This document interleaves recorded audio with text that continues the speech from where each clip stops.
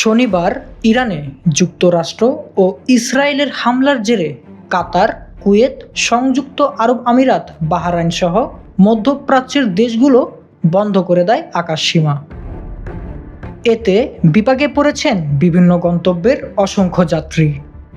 রোববারও শাহজালাল আন্তর্জাতিক বিমানবন্দরে ভোগান্তির কথা জানান যাত্রীরা। দূর দূরান্ত থেকে এসে যাত্রা বাতিল হওয়ায় আটকা পড়েছেন অনেকে। সৌদি আরব যাবো, তো গতকাল রাত্রে আমরা আসলাম। এখানে আসার পরে আপনার বলছে আমাদের ফ্লাইট নাকি মিসিং হয়েছে। একটা পর্যন্ত ফ্লাইট ছিল, কিন্তু তারা আমাদেরকে আগে বলতে পারতো। আসলে ঘটনা হচ্ছে কি জানেন, প্রবাসী থেকে কেউ মূল্যায়ন করে না। আমাদের দেশে কোনো মূল্যায়ন নেই, বাইরে কোনো মূল্যায়ন নেই। ভাই আমি ছুটিতে আসছি সৌদি আরব থেকে। তো এখন আমার 1 তারিখে রাতে 1:15 বাজে ফ্লাইট ছিল। তো ওনারা আমাদেরকে জানায়ও নাই যে ফ্লাইট ক্যান্সেল হয়ে গেছে। রাত 10টা বাজে আসার পরে জানতে পারলাম যে এখানে ফ্লাইট ক্যান্সেল, আবার নোটিশও দেখলাম। ওনাদের গাফিলতি আছে। তো এখন ভাই আমরা যদি এই টাইম মতো না যেতে পারি তো আমাদের চাকরিও চলে যেতে পারে। এয়ারলাইন্সগুলো বাতিল বা স্থগিত হওয়া ফ্লাইটের নতুন সময়সূচি না জানানোয় অনিশ্চয়তা নিয়ে বিমানবন্দরে অবস্থান করেন যাত্রীরা। থাকা খাওয়ার বিষয়েও ব্যবস্থা না থাকার অভিযোগ করেন প্রবাসীরা।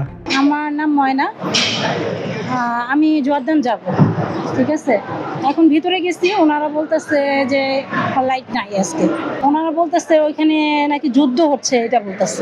ফ্লাইট শিডিউল পরিস্থিতি নিয়ন্ত্রণে সরকার সর্বোচ্চ চেষ্টা করছে বলে জানান প্রবাসী কল্যাণ ও বৈদেশিক কর্মসংস্থান মন্ত্রী আরিফুল হক চৌধুরী। এদেরকে কীভাবে স্মুথলি পাঠানো যায় এবং যাবে সেটার জন্য আমাদের বিমান কর্তৃপক্ষ, সিভিল এভিয়েশন এরা এখানে কাজ করতেছে। আর এরপরে আমরা আপডেটগুলো টেলিভিশনের স্কলে দিচ্ছি, আমরা বিভিন্ন সোশ্যাল মিডিয়ার মাধ্যমে দিচ্ছি, আমরা বিভিন্ন হটলাইন খুলেছি। তারপরে যে যেখান থেকে আপনাদের মাধ্যমেও আমরা যেসব ইনফরমেশন পাচ্ছি সেটা।